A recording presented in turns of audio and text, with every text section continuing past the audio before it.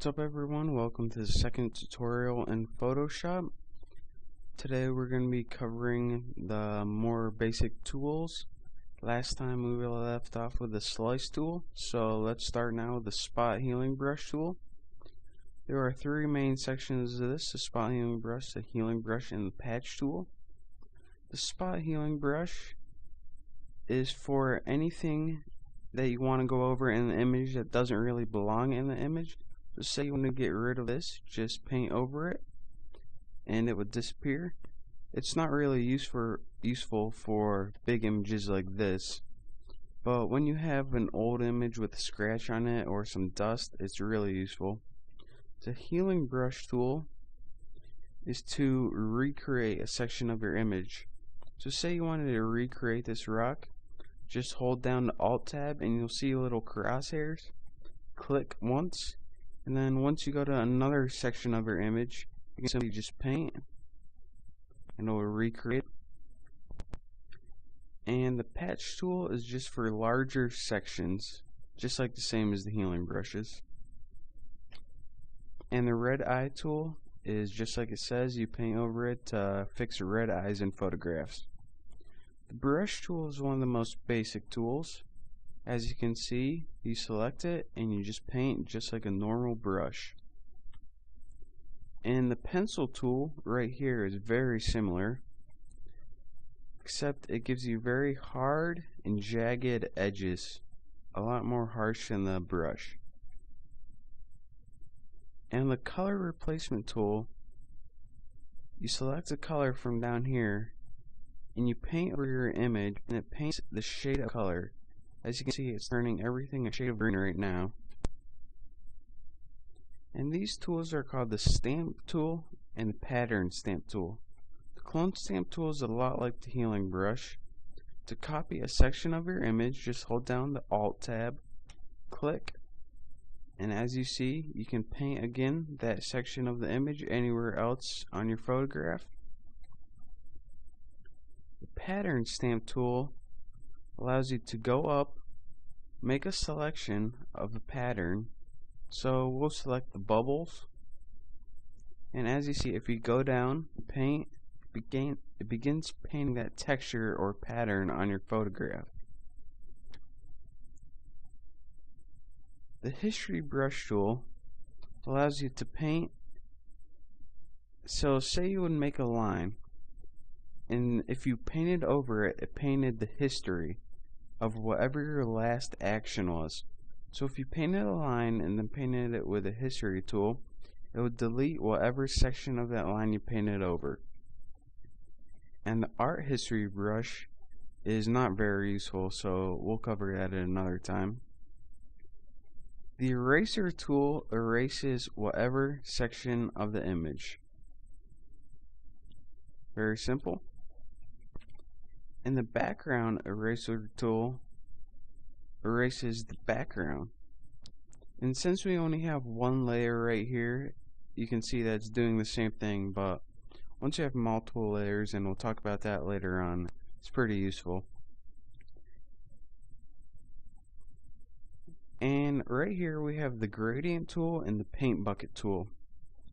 The gradient tool allows you to pick two colors down here, a main color and a foreground color, and go over your image, and as you can see, it gradually fades from one color to the next.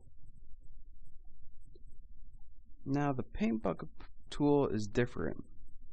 Say we have an entirely new layer, which we'll talk about later, and paint this. It allows you to paint solid colors, and this color is the color of your main color right here. And these tools are called the blur tool, the sharpen tool, and the smudge tool. The blur tool, whatever you paint over, it blurs the section of your image. The sharpen tool sharpens the section, and the smudge tool I'll show you right now. Let's get rid of this layer we just made. So say we wanted to smudge this. Just select your smudge tool, and as you can see, that portion of the image is smudging. These tools is the dodge tool, and what the dodge tool does is lighten any pixels that you paint over. The burn tool does just the opposite. Whatever pixels you're painting over, it darkens those pixels of a similar color. And the sponge tool just saturates the colors. So whatever colors you're painting over with a sponge tool, it just brings out more of the natural colors. This is called the pen tool, and it's a whole nother tool on its own, so we'll talk about that later. The text tool does exactly like you think. If you click it, you can type text either from left to right or up and down. These arrows are for the pen tool, so we'll talk about those later. The rectangle tool and other shape tools are just like they sound. If you select the rectangle tool, you can of course make a rectangle on your image. Just basic shapes. And then we have this custom shape tool down here. And as you see, if you go up here, you can select from a wide range of custom shapes. And then you could simply drag, and now you would have whatever shape you selected on your image. Right here is called the note tool. It's for taking notes. If you wanted to remind yourself, you can either take it by text or audio if you have a microphone. This tool is called the eyedropper tool and is very useful. Say you wanted to paint this color with blue, but you couldn't find it anywhere. Just select it with the eyedropper tool, just press click, and as you can see on your colors palette, it now changed to blue. So you can now select your brush and paint with that blue color. And this hand tool we'll talk about later. The zoom tool is one of the most useful tools we have. To zoom out, you click this tool up here, and to zoom in, you click the plus tool. So say we wanted to zoom in, just click zoom in, and now we could zoom in. You could also hold down Control on your keyboard, press minus to zoom out, or plus to zoom in. And clicking this right here will take you to the default colors, black and white. And if you want to toggle in between them, you can click this. And to select the main color, just double click this box right here, and now you can select from a range of colors, and then press OK to verify it. And this mask tool we'll talk about later on, and this tool right here is just for changing how you want to view. So say if you want to view a standard, or I'll be working with maximize screen mode.